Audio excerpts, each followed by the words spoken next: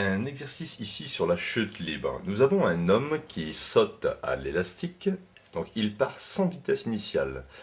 Petit g est égal à 9,8 mètres secondes moins 2, la masse ici du sauteur 80 kg, et on considère que les forces de l'air sont négligeables.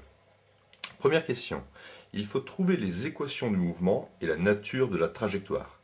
Deuxième question, il faut trouver le temps mis pour effectuer une chute de 40 mètres. Et on considère que l'élastique n'est pas encore tendu. Puis la vitesse atteinte après 40 mètres de chute. Question 3, il faut trouver l'énergie cinétique du sauteur à cet instant. Donc nous avons représenté ici le point O, le point de départ de la chute, et un axe ici OZ orienté vers le bas. Le sauteur ici n'est soumis qu'à son poids, et j'ai représenté ici le vecteur accélération de pesanteur. Alors ici, le mouvement est étudié par rapport à un référentiel terrestre, qui est supposé galiléen. Nous allons appliquer ici somme des forces est égale à MA. Somme des forces extérieures qui s'applique ici sur mon sauteur. Donc il n'y a que le poids, donc P est égal à MA. Étant donné que P c'est mg est égal à ma, je trouve en simplifiant que l'accélération du sauteur correspond à l'accélération ici de la pesanteur. Donc nous voyons bien au passage que l'accélération ne dépend pas du tout de la masse du sauteur puisqu'elle n'apparaît pas ici dans cette formule. Je projette maintenant cette relation vectorielle suivant l'axe des z, et je peux donc écrire que l'accélération suivant z est égale à plus g. Pourquoi plus g? Parce que g est orienté selon l'axe des z. Alors l'accélération suivant z, je vais juste écrire petit a. Donc petit a est égal à plus g. Voici donc une première équation horaire. Pour trouver la vitesse du sauteur à l'instant t, je vais faire une primitive.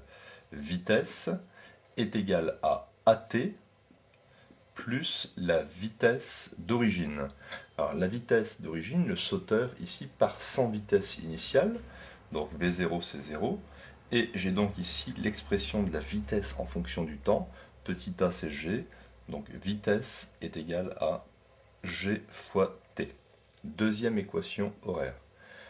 Pour avoir désormais la cote, c'est-à-dire ici la position du sauteur suivant l'axe des z à partir de l'origine O, j'obtiens z est égal, je fais une primitive de t c'est t carré sur 2, donc 1 demi de gt carré, plus la cote de départ. On suppose que le sauteur à t égale 0 est en eau, donc z0 est égal à 0, et j'ai donc z est égal à 1 demi de gt carré.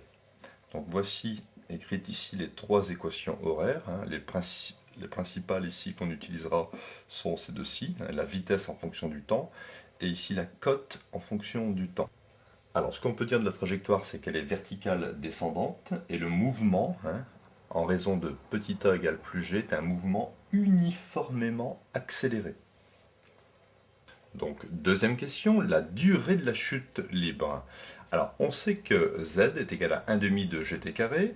Donc, pour avoir le temps de chute qui correspond ici à une cote de chute, je vais ici multiplier par 2, donc ça fait 2zc divisé par g, et je passe en racine carrée. Je fais l'application numérique.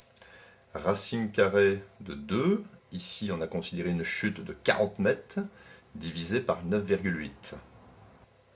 Donc à peu près 2,9 secondes pour parcourir les 40 mètres de chute libre.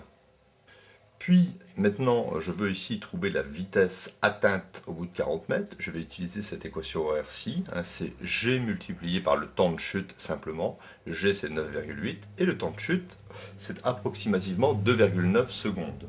On trouve donc une vitesse de 28,4 mètres par seconde, et on multiplie par 3,6 pour l'avoir en km par heure. Donc la vitesse au bout de 40 mètres de chute, c'est à peu près 102 km/h.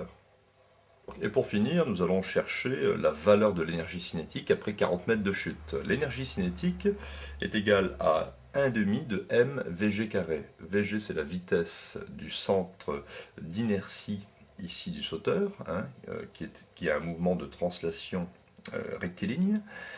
J'obtiens donc une énergie cinétique de 1,5, la masse c'est 80 et la vitesse c'était 28,42 mètres par seconde. J'obtiens une énergie cinétique 32 308 joules, ce qui me donne approximativement 32,3 kilojoules.